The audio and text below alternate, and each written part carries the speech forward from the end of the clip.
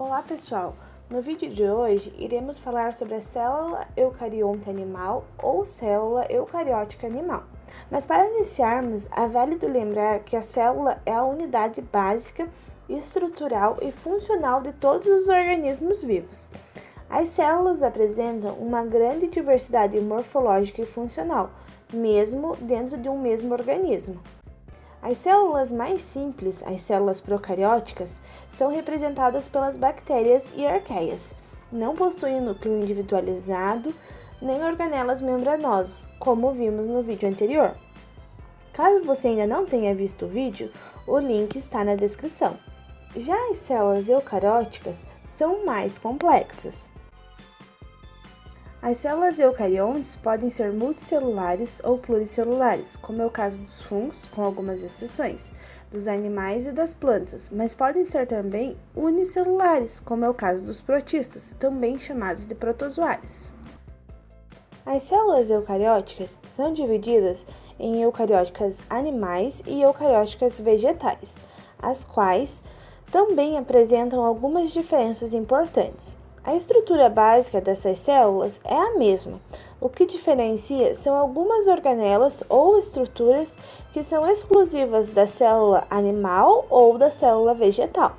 Na célula eucarionte animal, observamos a presença exclusiva de centríolos e lisossomos, enquanto na célula eucarionte vegetal encontramos parede celular, plasmodesmos, plastos e vacúolo central.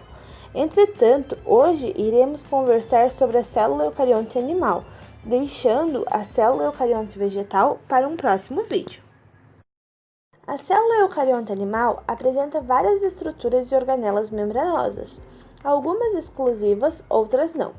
Para compreender as funções dessas estruturas e organelas, falaremos delas individualmente, com o objetivo de identificar suas funções. Iniciaremos pelos dois componentes exclusivos destas células, ou seja, os centríolos e os lisossomos. Os centríolos participam do processo de divisão celular, auxiliando na formação do fuso mitótico. Eles são encontrados sempre em pares no interior das células. Os lisossomos, por sua vez, são responsáveis pela digestão intracelular, a qual pode ocorrer no processo de endocitose, quando a substância a ser degradada é captada do meio externo pela célula, seja por fagocitose ou pinocitose, ou no processo de autofagia, quando as organelas envelhecem ou apresentam algum problema e são removidas, ocorrendo sua degradação nos lisossomos. Essas organelas possuem diversas enzimas, como por exemplo as peptidases, que irão degradar as ligações entre os aminoácidos que formam as proteínas, as nucleases, que digerem os ácidos nucleicos, e as lipases, que digerem os lipídios. A célula eucarionte animal, assim como as demais células, apresenta membrana plasmática, a qual faz a separação do meio extracelular e intracelular, além de possuir a permeabilidade seletiva. Esta célula também possui um núcleo delimitado pelo envelope ou envoltório nuclear, antigamente chamado de carioteca. O núcleo armazena a maior parte do material genético da célula eucariótica. Já o citoesqueleto é responsável pela mobilidade e pela manutenção da forma das células. As mitocôndrias, que são organelas constituídas por duas membranas, fazem a respiração celular, conjuntamente com a síntese de ATP. O retículo endoplasmático rugoso é uma rede de túbulos achatados com a presença de ribossomos associados. Esse tipo de retículo se comunica com o envoltório nuclear e apresenta como função principal a síntese de proteínas, enquanto que o outro tipo de retículo, o retículo endoplasmático liso, faz principalmente a síntese de lipídios e não possui ribossomos associados. Os ribossomos, por sua vez, realizam a síntese de proteínas e, além de estarem no retículo endoplasmático rugoso, podem estar soltos pelo citoplasma.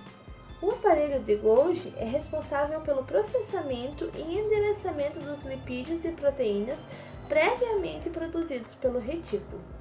Outra organela membranosa presente nas células eucariontes animais é o peroxissomo, que faz a decomposição do peróxido de hidrogênio e participa da degradação de ácidos graxos, principalmente.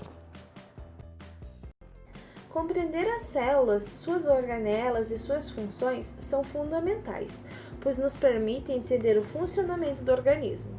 Desta forma, pesquisas para compreender melhor esses aspectos são essenciais para que haja, por exemplo, o entendimento de doenças, desenvolvimento de vacinas e também tratamentos. Bom, pessoal, esse foi o vídeo de hoje. Espero que tenham gostado e aproveitado bastante. Muito obrigada!